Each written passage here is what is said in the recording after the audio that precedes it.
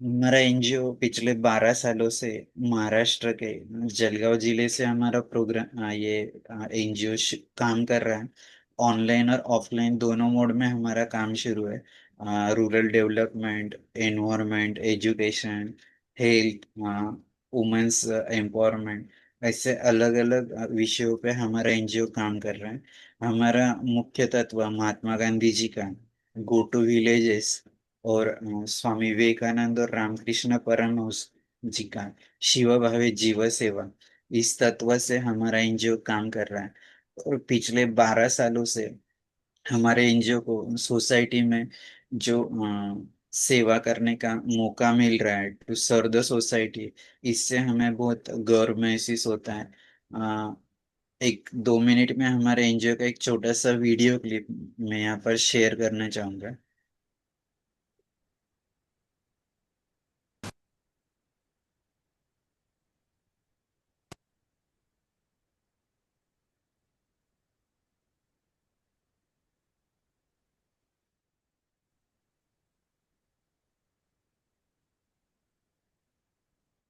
के पावन युग में हम चरित्र निर्माण न भूले, स्वार्थ साधना की आंधी में वसुधा का कल्याण न भूले। माना अगम गाध सिंधु है, संघर्षों का पार नहीं है, किंतु डूबना मझधारों में साहस को स्वीकार नहीं है।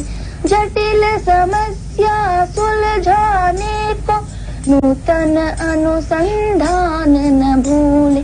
निर्माणों के पावन युग में हम चरित्र निर्माण न भूले, स्वार्थ साधना की आंधी में वसुधा का कल्याण न भूले। शील बिना बिना झंकार नहीं है, शिक्षा क्या स्वर साध सकेगी यदि नैतिक आधार नहीं है। कीर्ति कौमुदी की गरिमा में संस्कृति का सम्मान न भूले। निर्माणों के पावन युग में हम चरित्र निर्माण न भूले, स्वार्थ साधना की आंधी में वसुधा का कल्याण न भूले।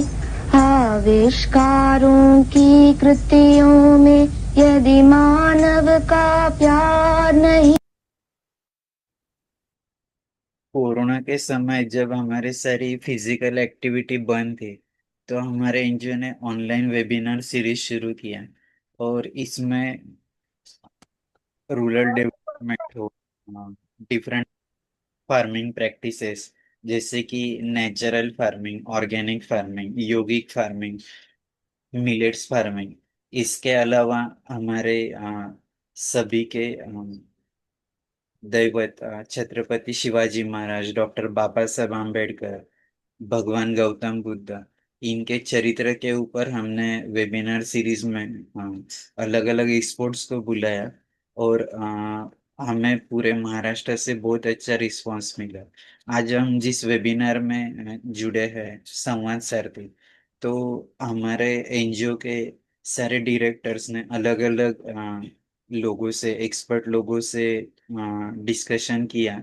और ऐसे तय हुआ कि हम ऐसा कुछ कर सकते कि जिसमें संवाद हो सके। तो बहुत चर्चा करने के बाद ऐसे तय हुआ कि संवाद सारथी वेबिनार सीरीज शुरू करते हैं। इसका मुख्य पर्पस था कि हमारे जो भी डिफरेंटली एबल साथी है, उनको जो भी मतलब वो जब जीते हैं रोज, तो उनको हर रोज अलग अलग डिफिकल्टीज आती है, ऑब्स्टेकल्स आते हैं। तो अपने ऑब्स्टेकल, अपनी जो कमियां है उसे ढूंढ के वो उसके ऊपर कैसे क्या आगे जाते हैं उसे लेकर, और अपने जीवन में जो भी इनबैलेंस ऐसे कमियां हैं उसको हमारे अपने खुद के लाइफ को कैसे बैलेंस कर सकते हैं। इसके अलावा वो ये सब करने के वक्त कभी कभी अपने साथी जो भी है इन एजुकेशन हो, इन करियर हो, कभी कभी उनके साथ या उनके आगे चले जाते हैं, तो ये सब वो कैसे हैंडल कर लेते हैं, कैसे मैनेज कर लेते हैं। तो उनसे जानने के लिए हमने 15 अगस्त 2022 को, जब हमारा अमृत महोत्सवी स्वतंत्रता दिन भारत का था, तब ये वेबिनार सीरीज का जन्म हुआ। हमारे मुख्य मार्गदर्शिका भावनाताई विस्पुते जो नासिक में, उनके मार्गदर्शन से वेबिनार सीरीज शुरू हुआ। और आज मुझे कहने में ये बहुत अच्छा फील होता है कि हमारे एनजीओ को इसका गर्व महसूस होता है कि हम पिछले 3 सालों से जितने भी महानुभाव से मिले, तो उनसे हर बार हमें नई चीज सीखने को मिली, उनसे सुनने को मिली। और हमें नहीं, जो भी ऑनलाइन और ऑफ मतलब लाइव और यूट्यूब पे ये सारे वीडियो देखते हैं, तो उनको जरूर प्रेरणा मिलती है। और इससे जितने भी महानुभाव जुड़े हैं, महाराष्ट्र के लगभग 36 में से 30 जिलों के महानुभाव हमारे साथ जुड़े। इसके अलावा महाराष्ट्र के बाहर कर्नाटका, उत्तराखंड, गोवा, दिल्ली, जम्मू एंड कश्मीर, ऐसे अलग अलग राज्यों से भी महानुभाव हमारे साथ जुड़े हैं। मैं ज्यादा समय न लेते हुए आज के हमारे वक्ता डॉक्टर नाजिया मैम, इनका परिचय करने के लिए अनीता मैम को मैं रिक्वेस्ट कर। धन्यवाद सर। नमस्ते। संकल्प फाउंडेशन सामने द्वारा आयोजित वेब इंटरेक्शन सत्र संवाद सारथी का पुष्प 153। मैं खुद को बहुत भाग्यशाली समझती हूँ कि मुझे नजिया मैम का परिचय देने का सौभाग्य प्राप्त हुआ है। धन्यवाद। वेब इंटरेक्शन सत्र संवाद सारथी का आज 153वां पुष्प बंधा जा रहा है। जम्मू और कश्मीर राज्य के अनंतनाग जिले के निवासी और CSIR भारतीय एकीकृत चिकित्सा संस्थान श्रीनगर की एक अग्रगण्य वैज्ञानिक संस्था डॉक्टर नजिया अब्बास द्वारा मनाया जा रहा है, जिन्होंने अपनी विकलांगता पर विजय प्राप्त कर एक नया मुकाम हासिल किया है। मैम का एजुकेशन डिग्री विश्वविद्यालय में मैम का डिग्री हुआ है। BSc कश्मीर विश्वविद्यालय 2004 में मैम का हुआ है। MSc जैव प्रायोगिक हमदर्द विश्वविद्यालय नई दिल्ली 2006 में मैम का हुआ है। मैम का PhD भी हुआ है 2012 में। मैम को बहुत सारे पुरस्कार प्राप्त हुए हैं और बहुत सारी उपलब्धियां मैम की है। SERB महिला उत्कृष्ट पुरस्कार 2019 को मैम को मिला है, जिसकी स्थापना विज्ञान और इंजीनियरिंग क्षेत्र में युवा महिला वैज्ञानिकों की उत्कृष्ट शोध उपलब्धता को मान्यता देने और पुरस्कृत करने के लिए की गई है। प्रतिष्ठित IENSA भारतीय राष्ट्रीय विज्ञान अकादमी युवा वैज्ञानिक पदक 2016 के लिए मैम को चयनित किया गया है, जिसे भारत में एक युवा वैज्ञानिक में प्रतिभा, रचनात्मक और उत्कृष्टता का सर्वोच्च सम्मान माना जाता है। 2017-2021 में 5 वर्षों के लिए INSA द्वारा स्थापित INYAS भारतीय राष्ट्रीय युवा विज्ञान अकादमी सदस्य के रूप में चयनित किया गया है। मैम को विज्ञान एवं प्रौद्योगिक विभाग DST द्वारा 2004 के लिए मैम को पुरस्कार प्राप्त हुआ है। 2013-2016 में वैज्ञानिक एवं औद्योगिक अनुसंधान परिषद भारत सरकार से पोस्ट डॉक्टर के लिए फेलोशिप प्राप्त करने के लिए CSIR RA रिसर्च एसोसिएटशिप भी मैम उत्तीर्ण हुए हैं। 2012-13 में भारतीय कृषि अनुसंधान परिषद ICAR नेट भारत सरकार द्वारा आयोजित राष्ट्रीय स्तर की पात्रता परीक्षा भी मैम उत्तीर्ण हुए हैं। ऐसे बहुत सारे मुकाम मैम ने हासिल किए हैं।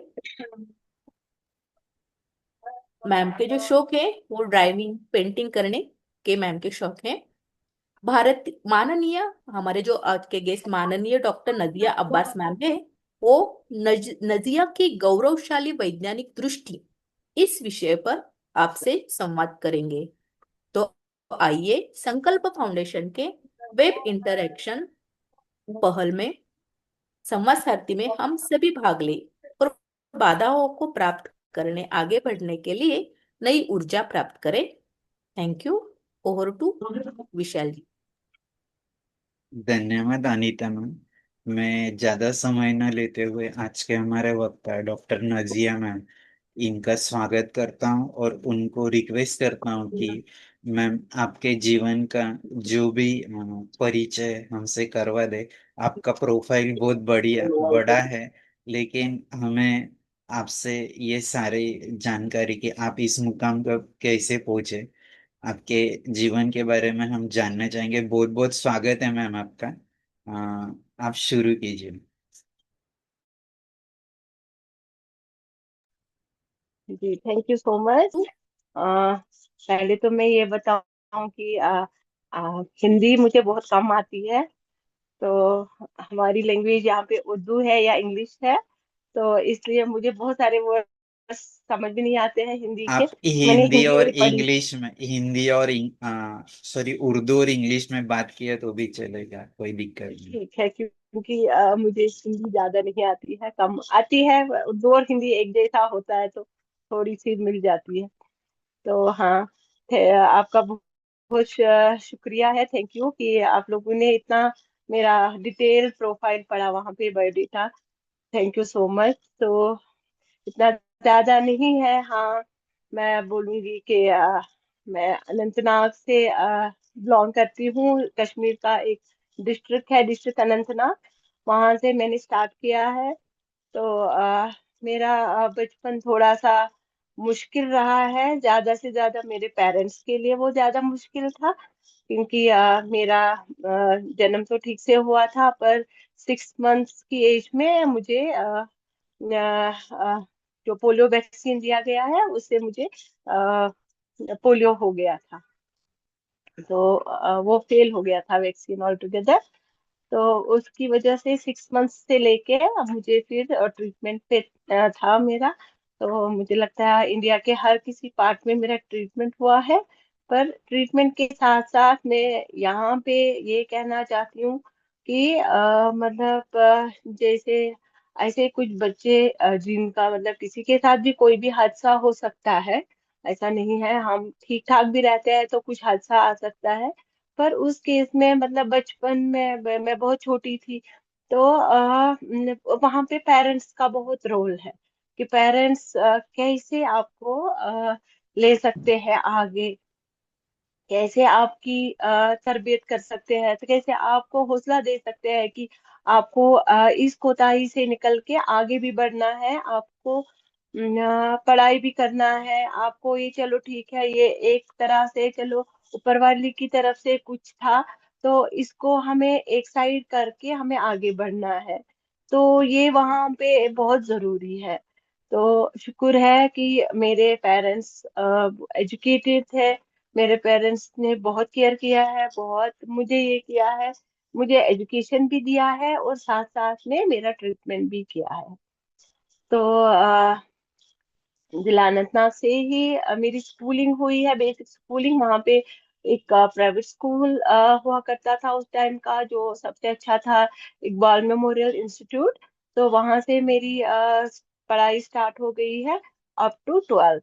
तो 12th के बाद मैंने यहाँ कॉलेज में एडमिशन लिया। इन द मीन टाइम ये था कि चलो तब ये होता है कि सीटी, कॉमन एंट्रेंस टेस्ट, जैसे आज नीट कहा जाता है, तो मैंने भी उसमें अप्लाई ये अपना फॉर्म भरा। तो उसमें मुझे BUMS की डिग्री के लिए मिला।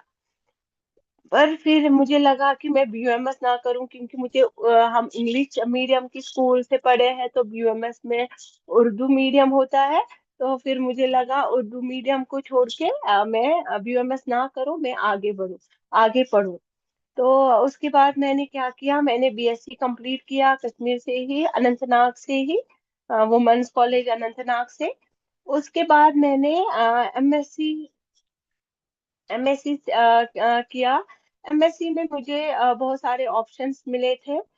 मैंने बहुत सारे कॉमन एंट्रेंस टेस्ट जो थे ऑल इंडिया लेवल पे, वो मैंने अप्लाई किया, जैसे आईसीआर का, Indian council of agriculture research, और जैसे आता है हमदर्द का, था जामिया हमदर्द का।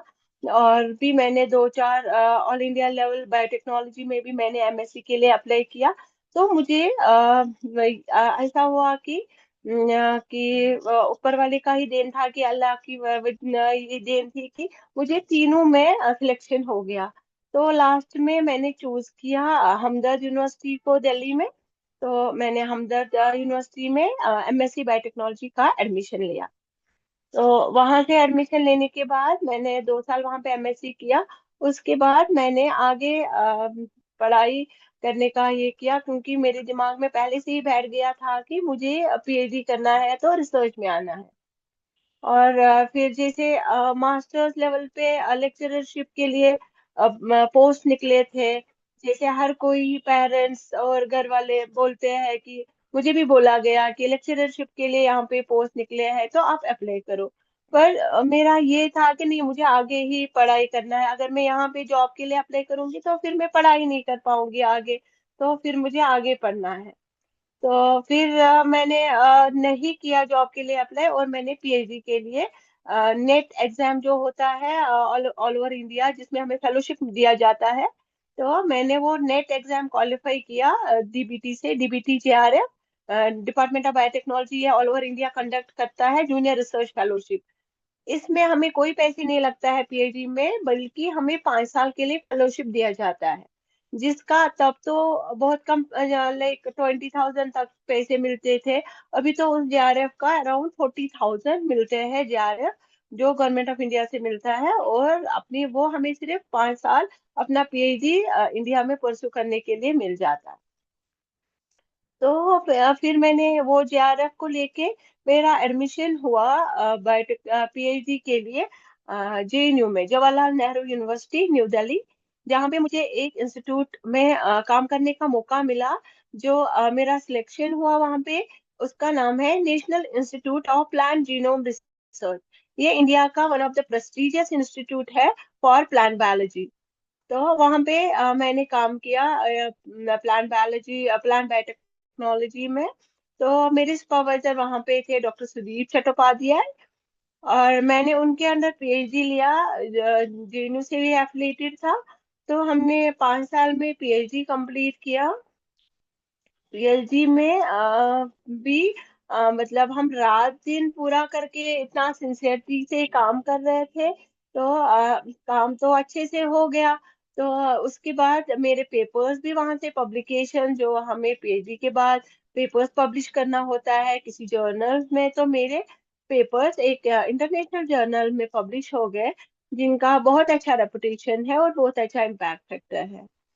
तो उसके बाद मैंने क्या किया, उसके बाद पीएचडी के बाद होने के बाद मैं जम्मू आ गई।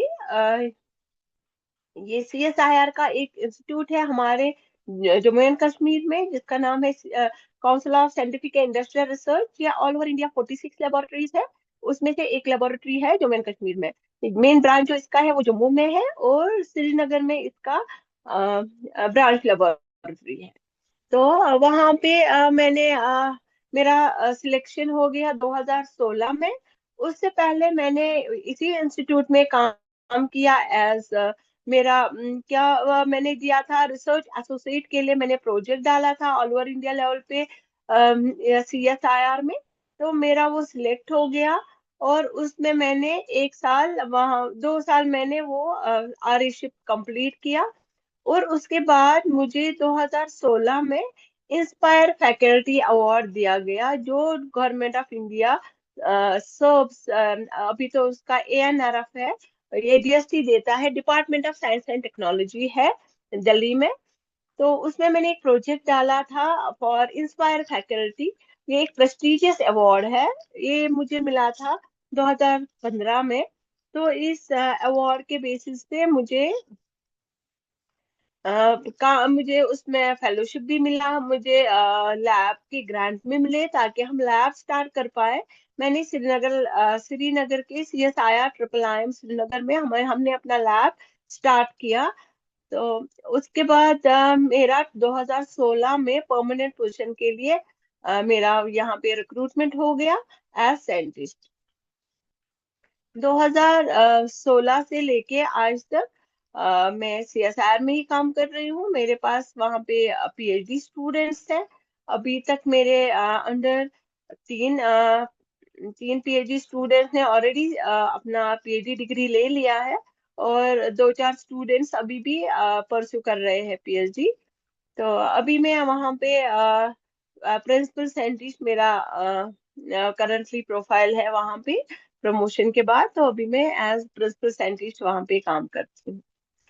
और इस सारी जर्नी में लाइक ये कि सबसे बड़ा मरहला ये था कि जब मैंने लाइक जब MSc BSc कंप्लीट किया मैंने, तो ये एक बहुत बड़ी दुविधा थी कि अब मैं पढ़ाई करने के लिए कहाँ जाऊं।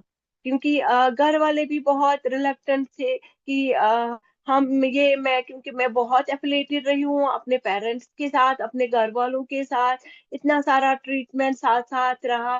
तो कैसे जाएगी अकेले, और दिल्ली में पता नहीं रह पाएगी अकेले, क्योंकि मैं पेरेंट्स से कहीं दूर तो निकली ही नहीं थी।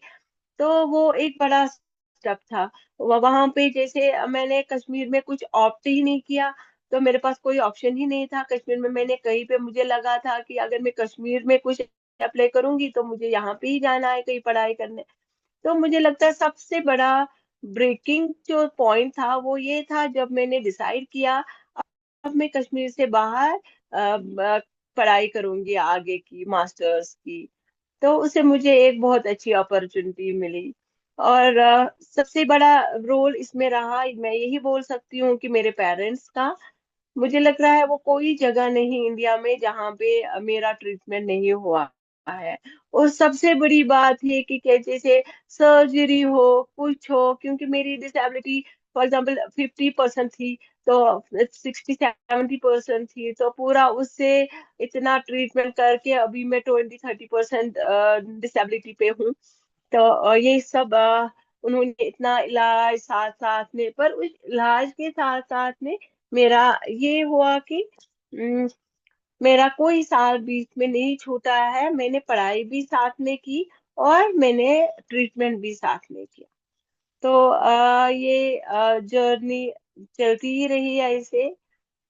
तो ये है मेरी पढ़ाई का जो मैंने आपके साथ शेयर किया कि अ, जो स्टार्ट हुआ कश्मीर से, और मैंने पढ़ाई खत्म की दिल्ली से। और अगर कुछ मैं ये बोलूं कि अपनी हॉबीज के बारे में, कि ये पढ़ाई के साथ साथ मुझे बहुत अच्छा लगता था ड्राइविंग करना, पेंटिंग करना, कुछ बनाना ऐसे। तो मैं बहुत ये या घूमना फिरना।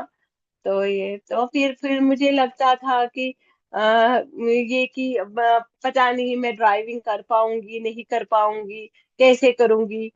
पर ठीक है, आगे आगे जो होता है अच्छा ही होता है। और नए नए डेवलपमेंट्स आती है, नई नई अपॉर्चुनिटीज आती है, नई नई चीजें दिखती है।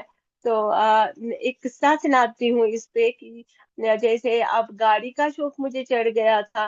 तो मेरा ब्रदर कहीं गया हुआ था, तो उसने वहां पे ऑटो गियर गाड़ी चलाई।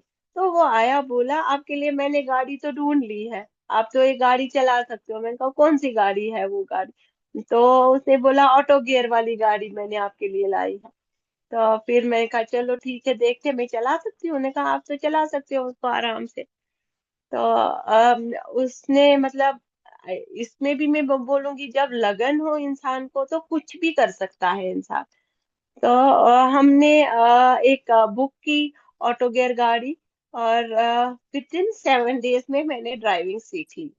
विदिन 7 डेज में मैंने थोड़ा सा उनसे सीखा, उनने मुझे सीखा, गाड़ी थी, मैं कोई ड्राइविंग इंस्टीट्यूट नहीं गई। तो 7 डेज में मैंने गाड़ी चलाई, कुछ मैंने लर्नर्स लिया, लाइसेंस मिला, और अभी मैं आराम से गाड़ी चलाती हूँ। तो मैं उसके लिए शुक्रगुजार हूँ। मैं रोज रोज बोलती हूँ कि मेरे भाई का, जिसने मुझे वो अपॉर्चुनिटी दिया और मुझे ये किया। तो इसका सबका ये मैं बोलूं, क्योंकि इस संकल्प का जब मुझे वो विशाल जी ने बोला कि यहाँ पे आपको बोलना है कुछ, मैं इसी माध्यम से आई कि ताकि बहुत सारे बच्चे ऐसे हैं, बहुत सारे बच्चों को कि पेरेंट्स इतने डिसअपॉइंट हो जाते हैं, हमारे बच्चों के साथ कुछ प्रॉब्लम है। ऐसा कुछ नहीं है, आपको बस थोड़ा सा हौसला रखना है, उनको थोड़ा सा सपोर्ट करना है। सारी अपॉर्चुनिटीज है उनके लिए, पर अब हमारा ये है कि हमें आगे बढ़ना है। इससे इसी के लिए मैं यहाँ पे आई आप लोगों के सामने, ताकि बहुत सारे बच्चे ऐसे, उनको थोड़ा सा इंस्पायरेशन मिले, इंस्पायर हो जाए, नहीं हमारे लिए भी आगे कुछ अपॉर्चुनिटीज है। और खास तौर पर डिसेबल बच्चों के लिए मैं ये बोलूंगी कि हमें मतलब ऐसे अपॉर्चुनिटीज भी है हमारे, फिर हमें आगे रिजर्वेशंस भी है। तो अगर हम थोड़ा सा आगे इस मुकाम पे पहुंचे, तो हमारे पास बहुत सारी अपॉर्चुनिटीज है। फिर वही नहीं कि हम अपनी कैटेगरी को लेके चले, जैसे अभी आपके सामने मेरा प्रोफाइल रखा गया। तो जब मैंने कहा कि मेरा पीएचडी जब हुआ, तो पीएचडी एक प्रेस्टिजियस इंस्टीट्यूट से मेरा अवार्ड किया गया 2012 में। मेरा जो पब्लिकेशन है वो हाईएस्ट प्लांट इम्पैक्ट फैक्टर में, प्लांट सेल में आया था मेरा पब्लिकेशन। उसकी वजह से क्या हुआ, जैसे मैंने बहुत सारे जो हमारे नेशनल लेवल अवार्ड्स हैं उनके लिए अप्लाई किया। फॉर एग्जांपल, जो अभी आप बोल रहे थे कि इंसा, इंडियन नेशनल साइंस एकेडमी है ये न्यू दिल्ली की, वहां पे मुझे यंग साइंटिस्ट अवार्ड मिला। उसके लिए तो कोई कैटेगरी नहीं थी, क्योंकि जब हमारे पास अपॉर्चुनिटीज आ जाती है, लगन से काम करते हैं, ठीक हिसाब से करते हैं, तो हम फिर उसके काबिल भी हम नॉर्मल लोगों के साथ भी compete कर सकते हैं। बस हमें एक थोड़ा सा हौसला और धीरज रखना है। तो अब मुझे वो 2016 में अवार्ड मिला है गवर्नमेंट ऑफ इंडिया की तरफ से, इंडियन नेशनल साइंस एकेडमी, जिसका ऑनरेरियम अभी तक मैं ले रही हूँ डिसाइड्स माय रेगुलर सैलरी। और इसके बाद जैसे सब ने मुझे दिया वुमेन एक्सलेंस अवार्ड। तो उसके लिए भी मैंने प्रोजेक्ट्स और ये सब बने, तो वो अवार्ड भी मुझे दिया गया इन 2019, वुमेन एक्सलेंस अवार्ड। और भी बहुत सारे प्रेस्टिजियस अवार्ड्स है। For example, I am a member of the INYAS, Indian national young academy of sciences, जो भी सेंटर की लेवल पे है। और जैसे अ, और और भी बहुत सारे ये है फेलोशिप्स के लिए, जिसके लिए मैंने अप्लाई किया। अब थोड़ा सा अभी धीरे चल रहा है, क्योंकि इन 2020 I got married. So I am thankful that I have got one supporting husband. तो हमारे दो बच्चे हैं छोटे से। तो अभी हम बच्चों के साथ भी कर रहे हैं, हाँ अपनी जॉब के साथ भी कर रहे हैं, और आगे भी चल रहे हैं, और अपना रिसर्च जो है वो कैरी ऑन कर रहे हैं, उसको आगे ले सकते हैं।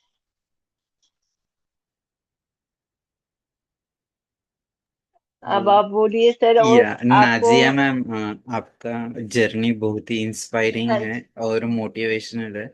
और आपने जो कहा कि सिर्फ लगन होनी चाहिए तो हम कुछ भी कर सकते हैं। तो आपके पूरे जर्नी में what is the happiest moment in your life, कि सबसे खुशी का पल?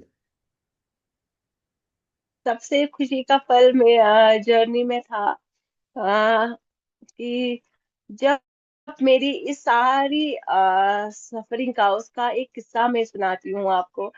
कि मेरी जो नानी थी, मेरी नानी मुझे बोलती थी हमेशा कि मुझे सब सारे बच्चे पढ़ रहे हैं हमारे रिश्ते में, तो मुझे सबसे अच्छा लगता है कि आपका पढ़ाई करना। तो आप बाहर पढ़ रहे हो, तो ये मुझे यकीन नहीं होता है कि आप बाहर पढ़ाई करते हो, कश्मीर से बाहर। तो फिर वो मुझे बोलती रहती थी कि आपको एक अच्छी पोजीशन मिलनी चाहिए, और एक मतलब जिसको हम कश्मीरी में बोलते हैं, कि वो बोलती थी मुझे, मतलब ये छोटी थी, वो मुझे बोलती थी आपको एक ऊंची सी कुर्सी मिलनी चाहिए थी। तो फिर मैं वो हंसती थी, मैं बोलती थी मैं तो हाइट में छोटी हूँ, मैं कहाँ पहुंच जाऊंगी उस ऊंची कुर्सी पे, मैं तो चढ़ ही नहीं पाऊंगी। फिर मुझे वो बोलती आप कैसी बातें करते हो, ये नहीं बोला जाता है, देखो मैं आपके लिए दुआ करती हूँ कि आपके लिए एक अच्छी पोजीशन हो, अच्छी कुर्सी मिल जाए आपको। मुझे, क्योंकि मुझे यकीन नहीं होता है कि आप बाहर पढ़ते हो। और यकीन मानिए, जब मेरा सैंडविच रिक्रूटमेंट हुआ इन CSIR ट्रिपल IIM, हमारी वही चेयर को देख के मुझे लगा मेरी नानी का तो जो दुआ था वो तो कबूल ही हो गया, क्योंकि वो चेयर सच्ची में इतनी ऊंची थी और मेरे पैर जमीन तक पहुंचे ही नहीं। तो मुझे फुट रेस्ट मांगना पड़ा उनसे कि मुझे एक फुट रेस्ट दीजिए, मेरे पाँव नहीं नीचे तक पहुंच रहे हैं। तो सबसे खुशी का मौका ये था, चलो हमने जो पढ़ाई की, हमने जो स्ट्रगल किया, क्योंकि पढ़ाई ही नहीं था एक चीज, साथ साथ में ट्रीटमेंट है। बीच में मेरी 2-3 सर्जरीज हो गई है। एक सर्जरी मेरी मुंबई में हुई है, एक सर्जरी मेरी वहां पे मुंबई में है, वो वहां पे है hospital orthopaedic and research centre Haji Ali में। तो वहां पे मेरी एक पहली सर्जरी मेरी वहां पे हुई है, जब मैं ओनली 6-7 इयर्स की थी। तो वहाँ वहां से एक सर्जरी मेरी विशाखापट्टनम में हुई है। तो पर ये चीज था कि चलो मतलब उस चीज को हमने कम्बैट किया, क्योंकि मुझे याद है मेरी विशाखापट्टनम में सर्जरी हुई थी, मेरा प्लास्टर लगा था मेरे पैर में, और मेरा यहाँ से BSc फर्स्ट ईयर का मतलब BSc सेकेंड ईयर मेरा चल रहा था। तो मैं पूरे साल में मेरा पहले सर्जरी थी, फिर 2 महीना मेरा प्लास्टर था, फिर 2 महीने के बाद मेरा प्लास्टर खुला। तो मेरी टांग बंद ही नहीं हो रही थी, उसमें मुझे फिर फिजियोथेरेपी करना पड़ा, क्योंकि मुझे सर्जरी हुई थी, तो मुझे नी का कुछ सर्जरी हुआ था, तो मेरे सारे नर्व चौक थे, तो मेरी टांग ही नहीं बंद होती थी।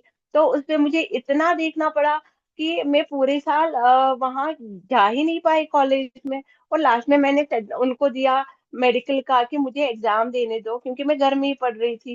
तो सर्जरी के साथ सामने डॉक्टर्स भी बोलते थे आप तो बेड पे हो, तो ये बुक्स इतनी सारी आपको बेड के सामने है।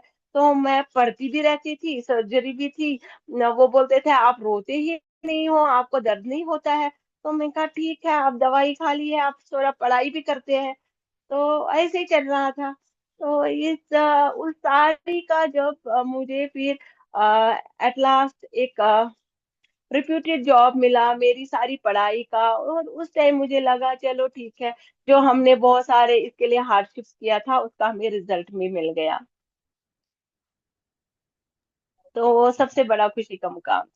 बहुत बढ़िया। नाजिया जी, इसके opposite, what is the worst moment in your life, कि वो पल याद आया कि दर्द भी होता है? बहुत सा दर्दनाक पल है मेरा, वो मैं बोल ही नहीं पाती हूँ, मैं बहुत इमोशनल हो जाती हूँ। दर्दनाक पल ये है क्योंकि सबसे ज्यादा जो कंट्रीब्यूशन है वो मेरे पेरेंट्स का है। उनका खुद का हेल्थ इतना डिटोरेट हो गया मेरी इस एजुकेशन को लेके, मेरे इस ट्रीटमेंट को लेके, क्योंकि हर बार उनको मुझे लेना पड़ता था कहीं। मुझे पहला ट्रीटमेंट तो मुझे सफदरजंग हॉस्पिटल दिल्ली में हुआ है, वहां से लेके कश्मीर में हुआ है, वहां से लेके मुंबई, मुंबई से लेके विशाखापट्टनम, जहाँ पे भी कुछ वो सुनते थे कहीं पे ट्रीटमेंट है कुछ, तो वो भाग पड़ते थे मेरे पास मुझे लेके वहां पे। तो साथ में ये कि मेरे पापा खुद डिपार्टमेंट ऑफ एजुकेशन में काम करते थे, तो वो खुद एक हेडमास्टर थे, गवर्नमेंट एम्प्लॉय। तो वो मुझे खुद ही पढ़ाते थे। तो मेरी बुक्स हमेशा साथ होती थी, और मेरी मम्मी भी एजुकेशन डिपार्टमेंट थी, मैं काम करती थी। तो अब ये कि अब मेरे पेरेंट्स, मतलब मेरी मम्मी की ड्यूटोरेट इतनी हेल्थ हो गई कि सॉरी टू से कि शी इज नॉट लाइव। तो ये मेरे पास एक पेनफुल होता है कि उन्होंने इतना स्ट्रगल किया इस सब चीज के लिए, और आप वो नहीं है ये सब देखने के लिए। उसमें मैं बहुत इमोशनल हो जाती हूँ। चलो ये ऊपर वाले का होता है कि इसमें हम कुछ नहीं कर सकते। नाजिया जी, ये जैसे, पेनफुल। हाँ, बहुत पेनफुल है सभी के लिए ये मोमेंट। तो जैसे कि आपने कहा कि बचपन से लेके इवन आपके कॉलेज के वक्त आपकी सर्जरी हुई थी, फिर भी आप पढ़ाई नहीं छोड़ पाए, मतलब छोड़ी नहीं जी आपने। और जी दूसरी जी। चीज कि आज भी आप एक साइंटिस्ट हो और बच्चों को पढ़ाते भी हो पीएचडी के लिए, तो it's a very big achievement. तो बचपन से लेके आज तक जो आपने खुद को बहुत पॉजिटिव रखा है, जैसे आपने एग्जाम्पल कहा कि आपको ड्राइविंग का हॉबी था, तो सीखना था, तो लगन से सीख लिया। तो ये सब एनर्जी कैसे मेंटेन करते हो? What is the secret behind this energy कि हमें ये सब कुछ करना है? नहीं, I am a very positive person. I may tell you कि मैं नेगेटिविटी को आगे नहीं आने देती हूँ। मैं आगे का जिंदगी को आगे बढ़ते हुए देखना चाहती हूँ, और ये मैं पहले से रहा है कि मैंने कभी नहीं उसको क्या बोलेंगे कि हार मानी है, कि मैं हार गई मैं बैठ जाऊं, कि ये हार है।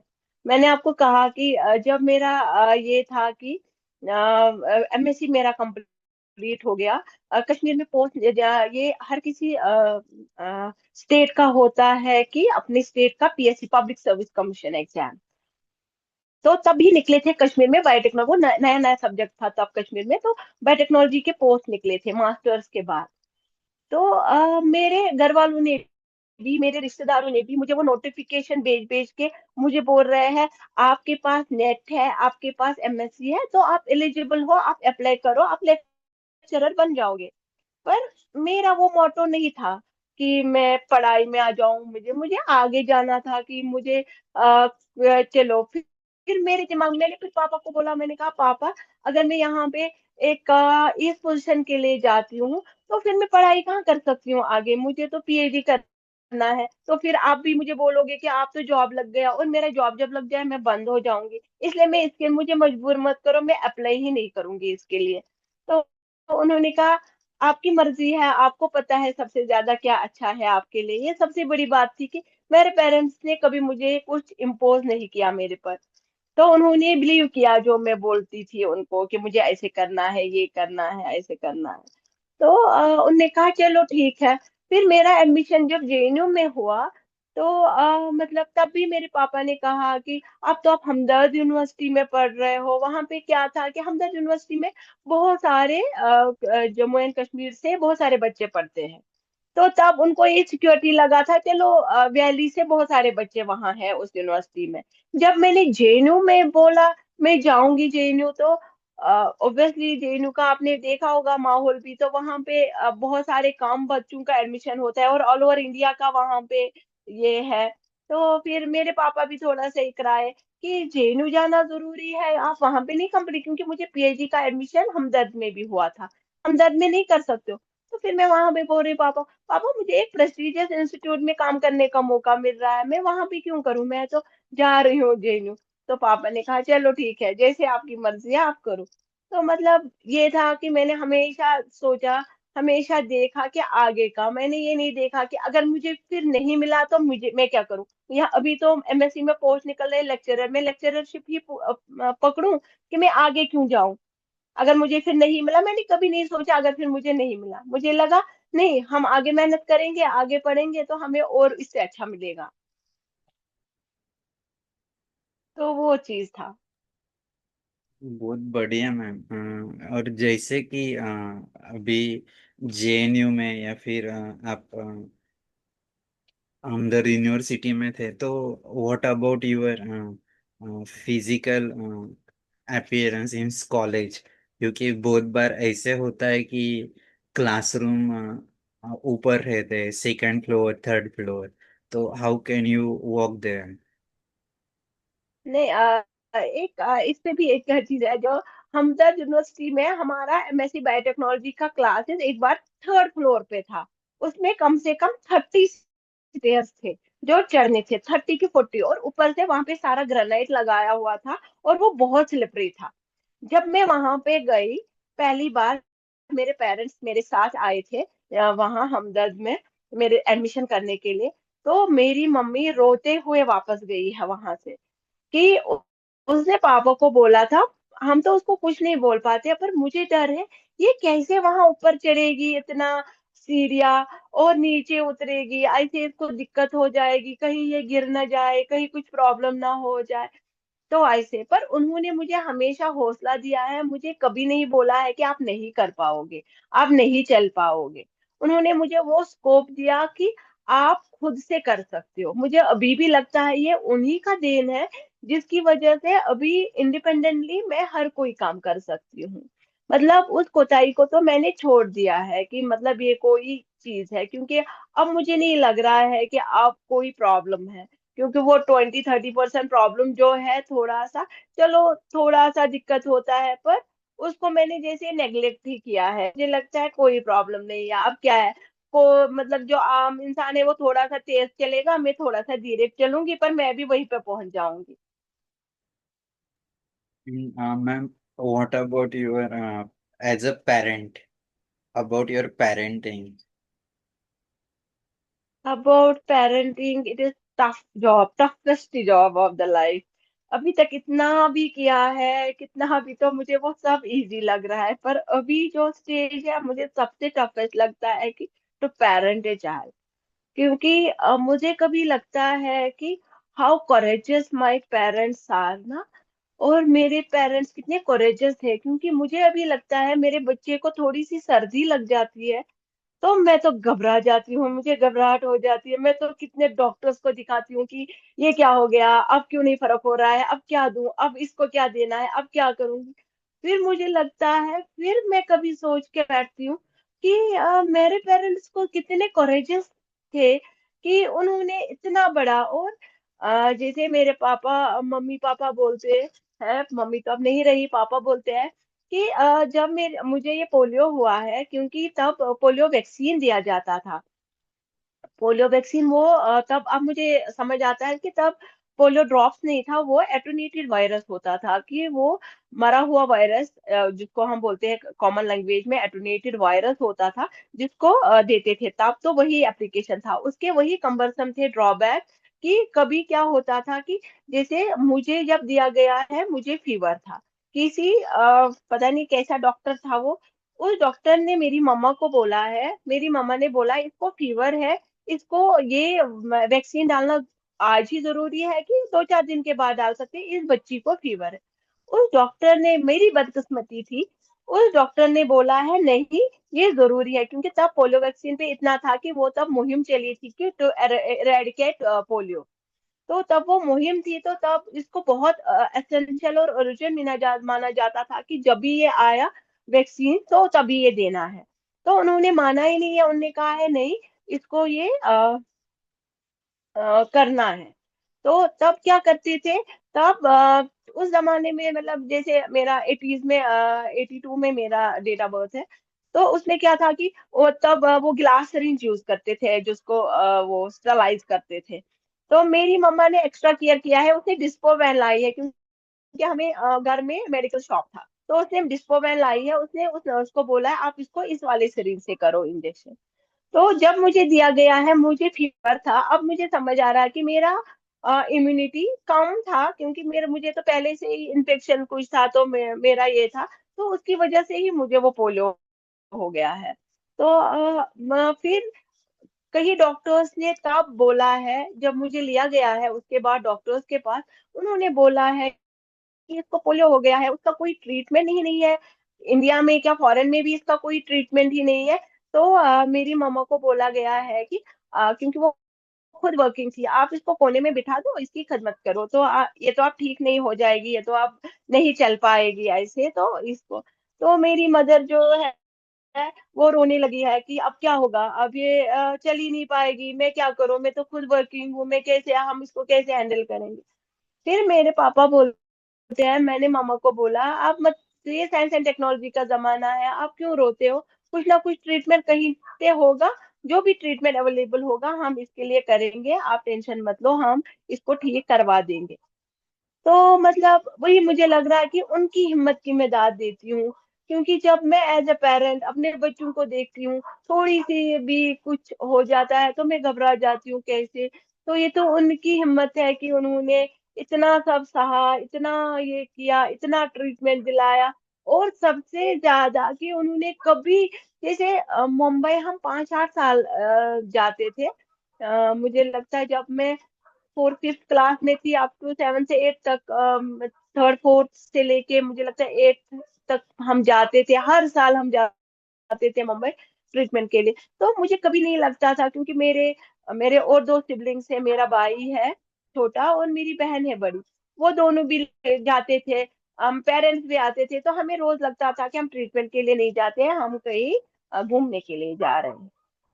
तो कभी मुझे ये फील नहीं हुआ, उन्होंने कभी ये फील हम आपके ट्रीटमेंट के लिए जाते थे, क्योंकि ट्रीटमेंट तो वहां पे कभी फिजियोथेरेपी ही ट्रीटमेंट होता था, तो पर हम 3 महीने वहां पे ही रहते थे, वहां से फिजियोथेरेपी करते थे। तो फिर हम घूमने भी जाते थे, ऐसे भी तो लगता ही नहीं था, बस पापा जैसे बोलते थे 10 मिनट 15 मिनट हॉस्पिटल जाना है, उसके बाद घूमने जाएंगे। तो ऐसा कभी नहीं लगा कि उन्होंने हमें ये प्रेशर डाला कि आपको डॉक्टर्स पे, उस पे, इस पे, यहाँ पे, वहां पे। तो उन्होंने वो माहौल ही नहीं बनाने दिया। बहुत बढ़िया नजिया मैम। मैं हमारे साथ हमारे सीनियर रंजित जोशी सर है, उनसे रिक्वेस्ट करता हूँ कि वो अनम्यूट करके बात करें। रंजित जोशी जी सर। जी जी।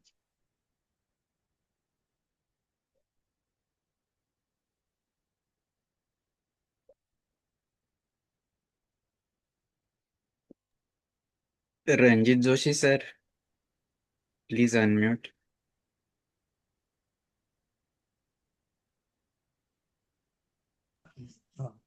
हाँ बोलिए सर। हाँ, ये तो का आवाज। हाँ आ रही है हाँ आपकी जी, हाँ आवाज। हाँ, नमस्ते नासिया मैडम। आपका जी। जो लाइफ है, too much inspire to the young people. आपने थैंक यू। जो भी बताया ये सच्ची है। और दूसरी बात जो आपने बताया, मेरा प्रिंसिपल वही है कि नर्वसनेस लेना ही नहीं है। डिफिकल्टी जो आती है, वो डिफिकल्टी अपन को किक मार के हकेलना है। वो आपने भी जो किया, वही अपन आगे बढ़ सकते हैं। और जिंदगी का यही ये है मतलब। और दूसरी ये तो बात है, आपने माँ पिताजी के बारे में जो बताया, तो वही लोग अपने को खड़े करते हैं। जो लोगों के साथ माँ पिताजी इंस्पायरेशन देते हैं या हिम्मत, वो हिम्मत रखते हैं कि अपने को आगे बढ़ने के लिए। तो वो आपने पीएचडी के लिए वगैरह जो है, पिताजी ने वगैरह आपको जो इंस्पायर किया, उसका मतलब बहुत अच्छा है, वैसा ही होना चाहिए। और सबसे बड़ी बात है, निराशा नहीं न रखते हुए आगे बढ़ना। तो जिंदगी में अपन कुछ भी कर सकते हैं। हाँ, जी जी। क्योंकि हमने हमारा लाइफ जो है, इस लाइफ पे हम तो यानी स्विमिंग के लिए भी हमारे माँ पिताजी ने हमको इंस्पायर किया, सब अनेक चीज़ों के लिए इंस्पायर किया। तो ऐसा इंस्पायरेशन अपने माँ पिताजी यदि बचपन में अपने को आगे बढ़ाने के लिए करते हैं, तो अपन आगे बढ़ सकते हैं। आपका बहुत बहुत इंस्पायर लाइफ है बच्चों के लिए। और अभी आप पढ़ाती हो तो उनको भी वैसा ये मिल सकता है। जी जी। Thank you. हाँ, thank you, thank thanks. You, शुक्रिया। अच्छा, धन्यवाद Ranjit Joshi sir. Ashok Banse thank you, sir. Thank you. नमस्ते डॉक्टर मैडम। नमस्ते। नमस्ते। हाँ मैडम, बहुत अच्छा लगा। आप गाड़ी भी चला लेते हो और अभी गाड़ी चलाने से भी जाते हो, तो अभी एक बात बताइए। आप गाड़ी से कहाँ कहाँ घूमे हो और आप यूज क्या करते हो? अभी चलने फिरने के लिए क्या यूज करते हो? नहीं, मैं चल लेती हूँ आराम से, कुछ नहीं। मेरी जो विशाखापट्टनम में सर्जरी हुई थी, मेरे पहले कैलिपर्स पहनती थी, पर जब विशाखापट्टनम में सर्जरी हुई उसके बाद में मैंने नॉर्मल शूज पहने, और मुझे किसी चीज को की दिक्कत नहीं है अभी चलने में। थोड़ा सा दिक्कत है, बाकी ठीक ठाक है। और गाड़ी से कहाँ कहाँ घूमे मैडम? गाड़ी से अभी तो टाइम ही नहीं है घूमने का। जब घूमने का टाइम आया, अभी तो इतना हेक्टिक शेड्यूल है हमारा, तो कहाँ घूमे, बस ऑफिस तक जाते हैं, ऑफिस से वापस आ जाते हैं। फिर घर में बच्चों को भी देखना पड़ता है, वहां से हमें रिसर्च है, तो बच्चों का काम भी देखना पड़ता है, पेपर्स भी लिखने पड़ते हैं, प्रोजेक्ट्स भी लिखने पड़ते हैं।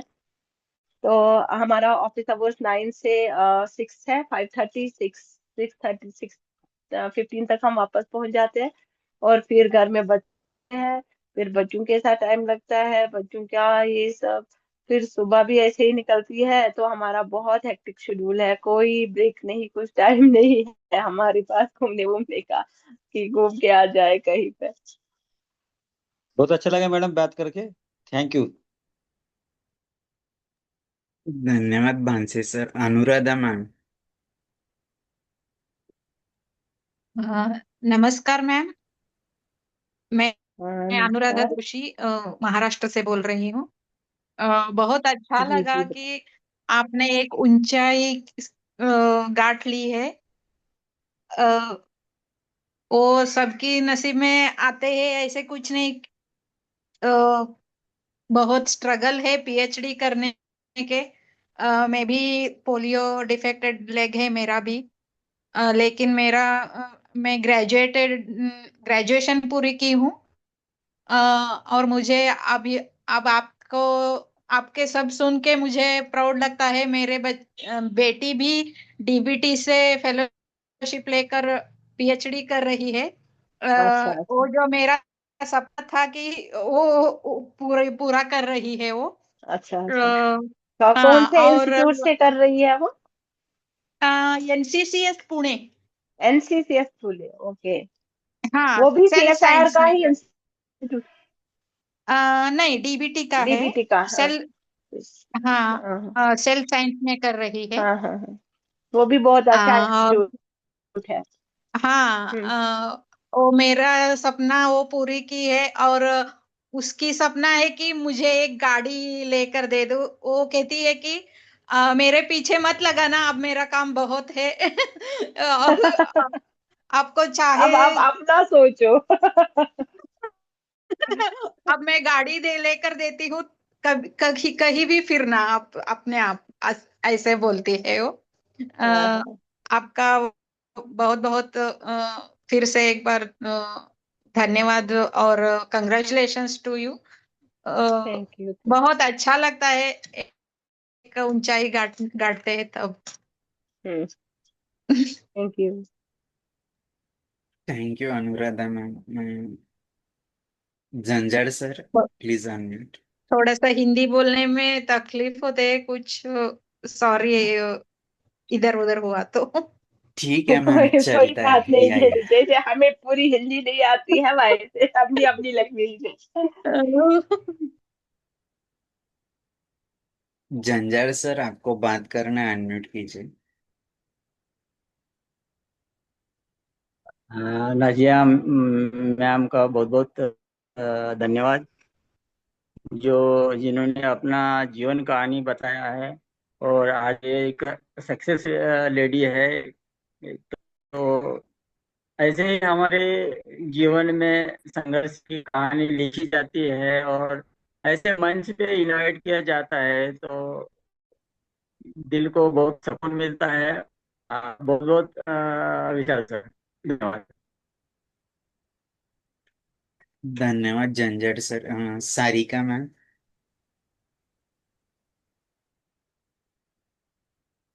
नमस्ते मैडम। नमस्ते। बहुत अच्छा लगा मैडम आपको सुनकर। आपको बहुत बहुत सारी शुभकामनाएं। Thank you so much. Thank धन्यवाद Sarika ma'am. Doctor Nazia ma'am, आपसे जो भी सुना और सीखा वो बहुत ही इंस्पायरिंग है, not for us but all the person who join this live webinar and also watch on the YouTube. तो ये हमारा मकसद यही है कि आपके जैसे जो भी लोग बहुत स्ट्रगल करके दिस अचीवमेंट्स अचीव करते हैं, इस मुकाम तक पहुंचते, जैसे आपने कहा कि आपके नानी का सपना था कि आपको एक बड़ी कुर्सी मिल जाए। तो this is most important thing कि एक अपने आप को सिद्ध करना है फॉर एनी पोजीशन। और आपके जैसे जब लोग ये अचीव कर लेते हैं तो वो सभी लोगों के लिए एक नया पाथ रहता है। क्योंकि इसी तरीके से हर एक के जीवन को जो भी ये देखते हैं आपसे सुनते हैं तो उनको एक दिशा मिल जाती है, उनको एक गति भी मिल जाती है।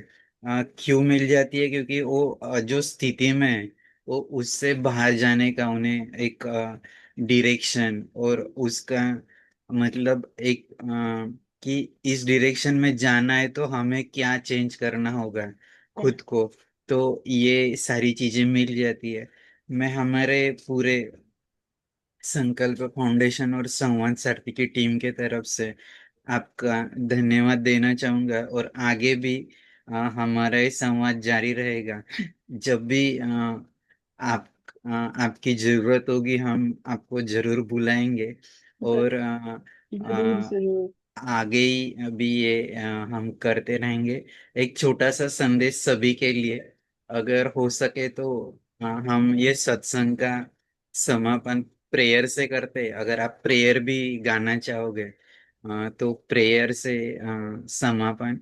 उसके पहले एक छोटा सा मैसेज सभी के लिए कि कैसे अपने जीवन में बदलाव लाना है या जीवन जीना है, उसके बारे में एक छोटा सा मैसेज आपकी तरफ से सभी के लिए।